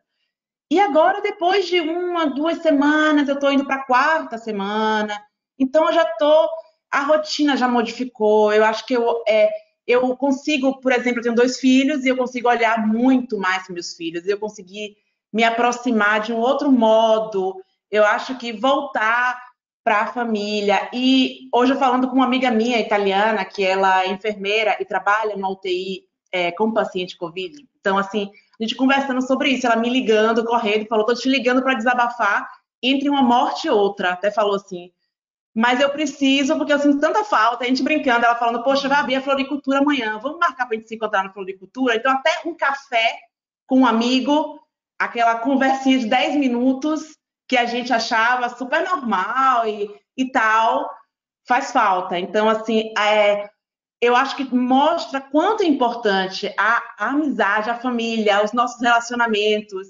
E, na verdade, tudo que a gente corre atrás por alguma coisa que eu acho que a gente não sabe nem o que é direito, perdeu completamente a importância. Então, para mim, assim, perdeu. Eu acho que eu tô lá, o guarda-roupa cheio e você não tem nem para onde ir. Então, assim, eu troco o pijama, lavo o pijama e boto o pijama. Então, você olha para outras coisas. Isso eu achei uma coisa, eu achei assim que foi a mudança, na verdade não é uma mudança, né? Na verdade é um despertar de alguma coisa que eu acho que a gente estava meio dormindo, né? E na correria de ter que fazer alguma coisa, o tempo livre não existia mais. Então, assim, não fazer nada, a gente se sentia quase em culpa, improdutivo, e a ansiedade vem muito disso. Falando então de trabalho, eu acho que na nossa prática mesmo, muita coisa vai mudar. Como a gente estava falando antes, eu acho que nunca mais vai ser como antes. Assim, eu acho muitas coisas do protocolo de atendimento, a gente já tinha como hábito aqui na Itália, a gente já fazia, a gente não. Mas, assim, eu não sei se eu vou conseguir mais olhar como antigamente. O meu olhar mesmo mudou. Até a questão da limpeza, não é a questão da limpeza, porque limpo nós sempre fomos, esterilizamos tudo, isso, mas a coisa da lavar a mão, por exemplo, que é uma coisa tão simples, né? Que a gente brinca aqui que vamos ficar sem impressão digital daqui a pouco, de tanto que a gente lava a mão. Então, é uma coisa que ninguém pensava muito, né? Tipo assim, pô, então agora lava a mão, come e lava a mão, vai almoçar, lava a mão, toca a porta e lava a mão, vai no carro e lava a mão. Então, essas coisas eu acho que não tem mais como sair. E, assim, eu assistindo até um documentário na televisão que não tinha nada a ver com esse vírus e até é um pouco velho, mas eu via pessoas num bar, em um restaurante conversando, a primeira coisa que vem na minha cabeça é, mas como? Aglomeração. Eu acho que já está entrando no... Então, para desintoxicar vai ser um processo lento. Eu não sei como é que vai ser o retorno. Para mim, pessoalmente, vai ser meio difícil. Eu acho que vou ficar meio na neura inicialmente. É como um trauma, né? Um pós-trauma. Então, assim, devagarzinho, a gente vai retomando a vida, mas eu acho que essa coisa, eu espero que a gente não perca, né? Não perca mais, não volte para o que era antes. Eu espero que fique. E a coisa da solidariedade, é o que a gente conversa, às vezes, até com amigos do Brasil, não é porque não atinge o jovem, que como a gente estava falando, até com a Renata, já mudou isso, né? Não tem mais isso. Mas é você ficar em casa pelo outro, você se cuidar e você botar toda a proteção para proteger o outro. É tudo uma coisa meio pensando no coletivo também. Então é uma coisa que ou todo mundo sai junto ou ninguém sai. Assim, desse problema, né? Do problema. Não se resolve individualmente, se resolve só com o coletivo. Eu acho que esse é o ensinamento mais importante, assim, geral. Maravilha, maravilha, muito bom, muito bom. Concordo com em número e grau. Eu acho que o caminho é exatamente esse. Eu fico preocupado, eu falo, eu sou um cara muito do toque, né? Eu fico com medo dessa separação que vai existir entre as pessoas, né? Eu sou um cara que gosta do abraço. Uma das maiores dificuldades que eu tive quando eu fui morar na Holanda, né? Na Holanda eu aprendi rapidamente, porque na Holanda você dá 2 beijos no rosto de uma mulher, o homem, é algo muito forte, né? E a primeira vez que eu fui fazer isso, sem saber, tomei um tapa na cara. Então, eu aprendi rapidamente. E lá existe uma distância em relação a isso, né? Fui na minha inocência, dar 2 beijinhos, e lá não existia isso na época. Isso, para mim, era difícil, muitas vezes, porque a gente brasileiro é muito, né, do abraço. É muito difícil, né? Eu acho que, infelizmente, a gente vai ficar mais receoso disso acontecer. Eu tenho um medo tão grande disso vir a acontecer. E eu acho que, nas suas palavras, a gente vê como isso inicialmente vai ser um momento a ser superado, né? Isabel? Bem, eu acho que a nível pessoal, o que eu tenho feito e funciona bem para mim é você ter uma rotina e você agendar, você planejar seus dias. Então, mesmo que seja para ler um livro, para ligar para um amigo, para fazer uma conferência, você estabeleça uma rotina, porque te dá um direcionamento. Você acorda e você não sabe o que fazer. Então, já tem tantas incertezas, pelo menos você você tem um calendário, uma agenda, e você olha, não, amanhã eu vou fazer ABC, na quarta. Então, isso é muito importante para manter a sua estabilidade mental. Então, faz um planejamento semanal, né, cada semana, enquanto a gente está nesse momento tão incerto. E, claro que às vezes eu fico de pijama, mas tente não ficar de pijama. Acorde, tome um banho, se arrume como se você fosse sair de casa, né, para estudar. Como se você fosse trabalhar, né? Pode ser um pouco mais casual, mas isso ajuda também, né? De você sair daquela maresia, de você levantar, ficar de pijama. Então, é outra coisa que é importante. E aproveitar esse momento para desacelerar, né? Como a Andrea falou, a gente vive num ritmo de vida tão corrido que é sempre mais. O que é que eu posso fazer mais? Se você tiver um tempinho livre, você está esperando o elevador, você está esperando alguma coisa, você já está no telefone, né, no social media, e a gente não para refletir, né, para processar o que está acontecendo com a gente, o que o nosso corpo está falando para a gente, o que a nossa mente está falando para a gente. Então, eu acho que é um momento muito importante para a gente parar. Eu acho que eu não tenho expressão melhor do que um reset global, em todos os aspectos, né? Pessoal, financeiro, coletivo, governamental, da sociedade no todo. Então, é um momento muito importante para a gente refletir e reavaliar. Eu acho que a gente não pode voltar da mesma forma. Profissionalmente, eu acho que é um momento de você analisar, né? Como eu falei inicialmente, aqui a cultura daqui é muito de planejar, de fazer planejamento estratégico. Por sinal, eu fiz parte da comissão do planejamento estratégico da universidade, então a gente faz o planejamento estratégico de 5 anos. Então, é uma coisa que faz parte da cultura. E você pode fazer esse planejamento para o seu consultório. Então, você está em casa, por que não fazer um planejamento estratégico? Onde você quer ver o seu consultório daqui a 5 anos? Né? Fazer que eles falam visual board. Você quer estar no mesmo lugar, você quer mudar para uma área maior, você quer contratar alguém. Então, acho que é o momento de você reavaliar o seu consultório. E outra coisa é, como a gente fala em investimento, você nunca pode ter os seus ovos numa cesta só.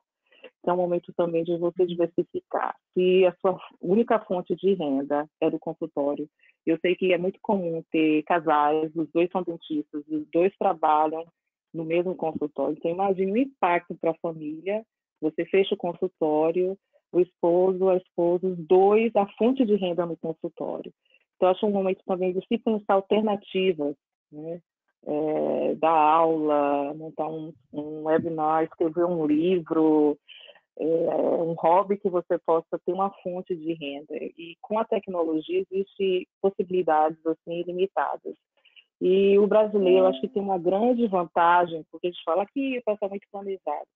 é uma grande vantagem a nossa capacidade de improvisar. O brasileiro, ele tem um jogo de cintura, ele sabe do nada, né? Quando a gente fala não é nem de pingo d'água, é de éter. E é uma coisa que eu vejo aqui, que o americano, ele, se faltou um elemento, ele já não sabe como lidar. É verdade. Eu vejo com os alunos, às vezes a gente não tem um material e o aluno assim, professor, eu vou fazer, use isso aqui. Mas, professor, vai fazer a mesma coisa, usa isso aqui. Eles vão ficar olhando assim, mas como? Eu falei, você tem que saber adaptar. Então, essa é uma coisa que normalmente os americanos, eles não sabem. Eles, assim, você pode fazer o bolo por 20 anos da sua vida, você vai seguir a receita toda vez que fazer o bolo. O brasileiro já tem essa coisa de improvisar, que é uma coisa assim, fantástica. E uma coisa que o brasileiro também é a possibilidade. Que eu estava até conversando com um amigo antes, que o que eu percebo de viver essas duas culturas e ter essa experiência nessas duas culturas, eu já moro aqui há 20 anos, é que o americano, ele focaliza, ele sempre está as possibilidades. Então, ele vê uma situação, ele focaliza no que é possível de acontecer. E, claro, para as nossas circunstâncias, né, sociais, por uma série de fatores, normalmente o brasileiro é as barreiras, né? Eu gostaria de fazer isso, mas existe essa barreira, existe essa dificuldade, tudo é muito difícil.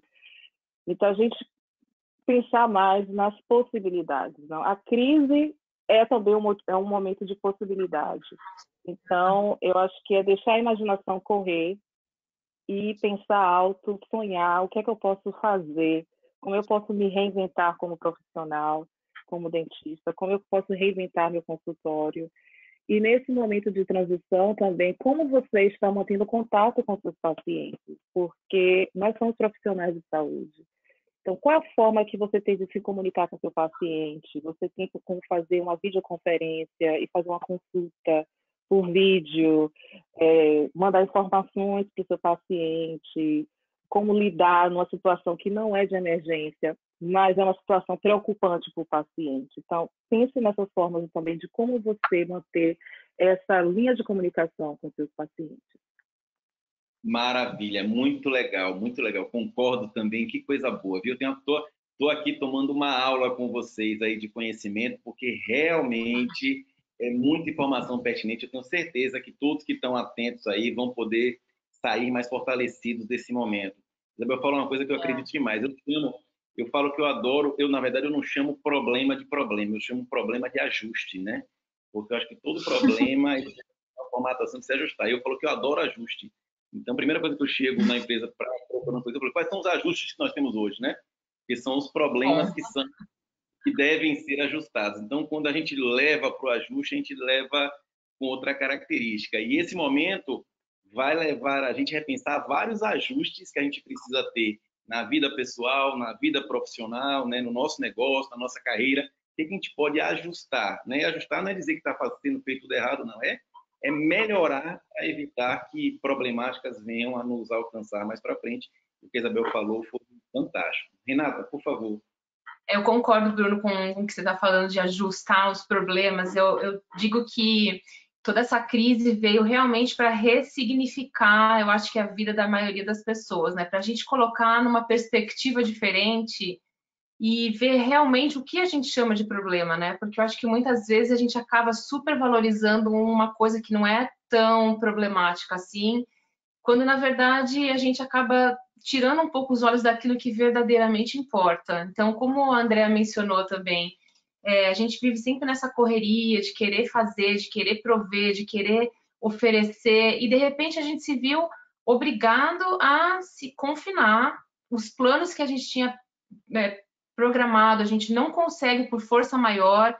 O campeonato de vôlei da filha que estava previsto não vai acontecer. O campeonato de futebol do filho também foi cancelado. Então, assim, a gente se vê numa situação de tipo, eu tinha planos e agora eu não posso executar. Então, vamos resetar, vamos ressignificar, vamos voltar uns passinhos para trás e tentar trabalhar com aquilo que a gente tem nas mãos, né? Valorizar o tempo em família, valorizar fazer uma comida junto, sentar na mesa e tomar café sem pressa, naquela correria do dia a dia que a gente está sempre na porta, pegando bolsa e mochila, entra no carro e vai para a escola, ninguém tem tempo para conversar. Então, eu achei que se espiritualizar um pouco mais também, buscar uma ajuda de algo que é maior do que você, que eu acho que ajuda muito a gente a enfrentar esses momentos de caos, porque a gente fica completamente impotente, né? Se a gente não se coloca numa posição de enxergar que existe uma coisa maior do que você, eu acho que você sucumbe também ao problema, né? Então, é aí que eu acho que a gente tem que fazer pequenos ajustes. E em termos de... Por ter mais tempo também, como a Isabel falou, é bom que a gente tenha uma coisa meio definida, porque quando a gente tem tempo demais, você vai meio procrastinando e deixa para depois, e acaba que não faz nada, né? Então, de repente, é a hora realmente de tirar aquele projeto do papel ou investir um pouco mais de tempo no Instagram para sair aquele e-book que você está querendo escrever e há muito tempo não escreve porque não dá tempo. As possibilidades se tornaram infinitas, né? A gente não sai de casa, mas de dentro de casa a gente é capaz de executar tanta coisa. Então, acho que veio aí para mostrar isso também, né? Que a gente tem que abrir um pouco os horizontes, cair um pouco aquele preconceito que a gente tem em relação ao trabalho, a se conectar com as pessoas e tentar um novo, né? Aceitar um novo que nos foi imposto. Então, eu acho que de modo geral, assim, eu tenho até me divertido, se é que eu posso dizer assim, né? Com essa crise toda. Eu tenho tentado tirar proveito dessa situação, né? Com os meus filhos, com o marido em casa, tentar aproveitar o que a crise trouxe para gente. Muito legal, gente, muito legal. Acho que as palavras de vocês, acho que acalmam o nosso coração acima de tudo, né? Eu tenho falado assim, e algumas coisas que a Renata acabou de falar, eu concordo plenamente. Essa questão do paciente, acho que nesse momento a gente vai diferenciar os profissionais que realmente se preocupam com os seus pacientes, que se importam com os seus pacientes. Se importar vem de se importar com eles. Porque eu tenho falado muito com os profissionais, amanhã a gente está fazendo live todas as manhãs, né? E um dos maiores questionamentos dos profissionais para buscar esses temas, né, de gestão, marketing, qualidade de atendimento, que é o que a gente tem conversado, é que eles não têm tempo porque realmente trabalham durante o dia todo e muitas vezes não têm tempo de buscar esse conhecimento. E aí a gente está fazendo a sequência de live todos os dias de manhã cedo, a gente começa aqui às 6h17 da manhã, né, as lives, e para a gente tentar fazer. E aí chega nessa época, as pessoas falam, não, mas agora estou né, estamos de isolamento, eu não vou acordar cedo, vou acordar mais tarde. Então, se a gente muitas vezes, né, não melhorar essas possibilidades de lidar com o nosso tempo, dificilmente a gente vai conseguir fazer esses ajustes na nossa vida e vai ficar sempre dependente, porque eu acho que o principal vetor de mudança tem que ser você, independente, né, de tudo isso. E essa questão do paciente é muito importante. A Luciana, né, Luciana Fontes, que a gente vai ter o prazer de começar amanhã, o tema dela é mente empreendedora, uma pessoa com cabeça fantástica. Ela tem feito uma atitude muito legal. Ela está pessoalmente fazendo videochamada com todos os pacientes dela, né? E sabendo como eles estão, procurando saber. Ela fez questão de fazer ela pessoalmente. E é um trabalho que ela tem uma demanda de paciente muito grande, né? E ela está tendo uma resposta fantástica. Ela, Bruno, sabe o que é mais gostoso? São as respostas dos idosos. Porque os idosos, eles nesse momento, eles estão buscando quem os ensine a utilizar essas ferramentas, que é a forma que eles têm de se comunicar com o mundo, né? E eu até fiz uma postagem falando um pouco disso. Vamos buscar, na verdade, ajudar os idosos a se conectar com o mundo, né? Se a gente fizer com que eles utilizem essas plataformas digitais, a gente vai fazer com que eles se exponham menos e talvez a propagação disso seja menor. A gente tem que buscar algumas obrigações como seres humanos, né? Além dos nossos benefícios individuais. Então, a gente está colocando o ser humano muito em prova com tudo isso, né? E eu acho que hoje aqui a gente pôde alinhar muita coisa e aprender muita coisa com a realidade verdadeira, imparcial e com muita com a formatação de muita luta e missão para continuar vivendo diante dessa dificuldade. E eu queria, para a gente encerrar, que vocês se despedissem, né? Dizer que foi muito bom, mas eu queria, antes de despedir oficialmente, eu queria que vocês se despedissem e falassem um pouco, logicamente, do projeto de vocês, onde é que as pessoas as encontram, né? E assim, eu sei que, por exemplo, para a Andréa, muita gente tem procurado ela para buscar informações. Ela estava falando, Bruno, vai ser legal porque a gente vai conseguir disponibilizar isso para mais pessoas. Mas como é que as pessoas, na verdade, podem... Acho que a Andrea, no caso do Instagram, a Isabel tem um projeto, a Renata também. Fala um pouquinho e se despeçam oficialmente para a gente poder realmente ser brindado com esse dia, né, que eu tenho certeza que foi muito importante para todos que estão ouvindo. Bem, eu tenho Instagram, Dea Vanderlei. Quem quiser falar, até mandar mensagem privada, não tem nenhum problema. Não uso mais Facebook já desde uns 2 anos, mais ou menos. Então, assim, Instagram é a plataforma que eu mais utilizo. Sim, Dea Vanderlei. Sim. Agradeço a oportunidade. É muito bom sempre passar experiência. É a minha, é muito pessoal, mas eu acho que a gente está vivendo isso há um pouquinho mais de tempo, então, assim, já é sempre uma informação mais, digamos assim, colaudada. Não sei qual é a palavra, até me falta em português, mas é mais testada. É uma madura, mais testada, com mais tempo. Sim, sim. Também agradeço aos colegas, espero que a gente tenha outras oportunidades de trocar experiências, ideias e tal. A você, Bruno, obrigada. Qualquer coisa, precisando, estamos aí. Meu Instagram, se você puder escrever, não sei, porque Vanderlei é com W e com Y. A gente bota na descrição aqui para todo mundo. Até, Vanessa, se quiser botar aqui nos comentários, já vai escrevendo aqui, mas a gente vai mandar para todo mundo aqui os contatos de vocês, para que as pessoas que participaram possam tirar qualquer tipo de dúvida. Eu que tenho a agradecer. Muito obrigado, viu, meu anjo? Muito obrigado. Obrigada a vocês. Isabel. Está sendo um prazer enorme com esse bate-papo. Bruno, muito obrigada por me convidar e conhecer a Andrea e a Renata. Espero que a gente possa ter essa conversa e continue esse contato.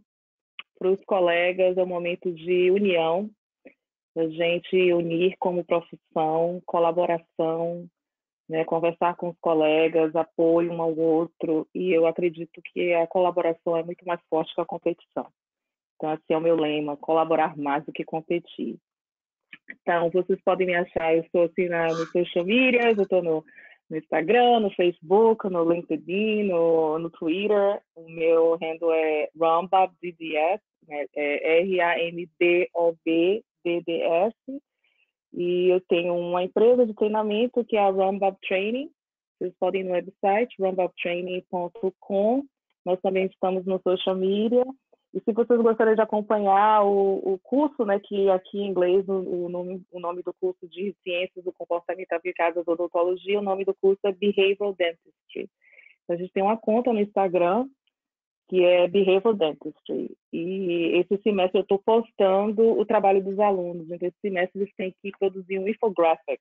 E eles estão fazendo assim, um trabalho fantástico de temas assim, super variados, entre como lidar com um paciente que é viciado em medicação e simula uma dor para ter um opioide, como lidar com pacientes que podem ter têm suspeitas de violência doméstica, como lidar com um intérprete médico quando você está atendendo uma pessoa que não fala a língua ou é uma pessoa que tem que usar a Libra, né? Então, assim, são temas super variados. Aconselho você a seguir a conta do Behavioral Dentistry e força, que isso vai passar e vai nos deixar ainda mais fortes. Maravilha, muito obrigado, gente. E toda essa descrição aí, a gente vai colocar na descrição para vocês, vamos enviar para todos que participaram, consequentemente por e-mail, e depois a gente vai colocar esse vídeo aqui, para falar a plataforma direitinho para vocês, vamos colocar na descrição o contato aí de todas. Renata? Então, gostaria de agradecer como as meninas, foi um prazer poder se conectar, né, com colegas de diversas partes, e obrigada a você, Bruno, pela iniciativa. Foi um prazer poder dividir um pouquinho do que a gente está vivendo aqui. Assim como a Andrea falou, realmente os alunos de universidade aqui, eu sinto que eles são brilhantes mesmo, eles levam tudo com muito afinco, e eu tenho várias experiências, já estou sentindo falta dos meus que eu deixei para trás sem me despedir. Queria ter a oportunidade de ter mais uma sessão com eles para poder... sempre uma troca muito, muito legal que eu tenho com eles. Eu estou no Instagram, eu tenho uma conta pequena ainda que está sendo desenvolvida, que é o Dentistas no Canadá, que é lá que eu acabo dividindo um pouco da minha experiência daqui e em relação à nossa profissão. E então foi um prazer poder ter essa troca com vocês. Obrigada, Andréa, por dividir aí o que vocês têm vivido. A Isabel, quem sabe eu em breve dou uma passadinha lá em Maryland para visitar você, que não está nem tão longe de mim. E ao Bruno, mais uma vez. Com certeza. Por sinal, a chefe de dentística é brasileira. Daí? Isso. Daqui também. Os brasileiros estão tomando o mundo, graças a Deus. Amém. Só gente boa. Legal. Então, obrigada, Bruno. Foi um prazer esse bate-papo aí. Vamos ficar fortes juntos, que a gente vai sair dessa crise, se Deus quiser. Maravilha. Gente, eu queria agradecer demais. Olha, a gente está vendo a Andréa nesse momento, ela está 5 horas a mais do que a gente aqui. Você imagina que hora... A Andréa deve estar com sono. Eu fico aqui até, né? Porque eu sei a Isabel e a Renata estão um pouquinho menos do que a gente, mas lógico, né? Elas disponibilizarem um tempo para poder trazer, né? De forma tão carinhosa toda a história de vida delas e tudo que vem vivenciando em busca do benefício para todos nós, profissionais de saúde, deve ser louvável, e eu acho que eu que tenho a agradecer esse momento, porque de prontidão, todas as três, quando foi falado, de prontidão aceitaram e trouxeram muito conteúdo aí para a gente buscar, acima de tudo, formatações para tomar decisões que eu sei, e gente, eu tenho certeza que não serão fáceis. A única forma de tomar decisões mais sábias é buscando essa experiência de pessoas que estão imparciais nesse processo, e todas as três se mostraram aí, e tem possibilidades, estão abertas aí para comunicação. Então eu vou colocar, na verdade, os contatos em projetos paralelos que vocês podem acompanhar, né? A Isabel tem um projeto fantástico, encantador, né? É um orgulho da Bahia para os Estados Unidos, o projeto que ela executa no treinamento. Então a gente vai colocar tudo isso na descrição para vocês. Quem quiser se comunicar com a gente coloca. Quiser repassar alguma pergunta para elas, também a gente faz esse intercâmbio, mas acho que o mais gostoso, realmente o mais legal, elas se mostraram abertas a essa possibilidade, é que vocês realmente possam entrar em contato com elas e tirar algumas dúvidas referente a essa realidade que nós vivemos. Gente, mais uma vez, muito obrigado de coração por terem aceito, por ter participado, aberto o coração de vocês aí e ter trazido tanta informação para a gente. Uma boa noite para vocês, e que esse momento seja o primeiro de outros que a gente possa aí se encontrar, mesmo que virtualmente, para trazer esse benefício para a nossa... Vamos fazer um pós-crise, Bruno. Vamos fazer um pós-crise, sim. Já fica a ideia projetada para fazer tudo isso. E a gente conversou aqui com coisas mais positivas ainda. Deus quiser, isso mesmo. Obrigada, gente. Foi ótimo. Gente, muito obrigada. Vamos depois disponibilizar esse material aqui, eu encaminho para vocês também poderem ficar com isso aí e divulgar para quem quer que seja. Tá bom, gente? Muito obrigado e uma boa noite aí. Obrigado aí por tudo, viu? Tchau, tchau. Boa noite. Boa noite. Boa noite a todos. Valeu, gente. Tchau.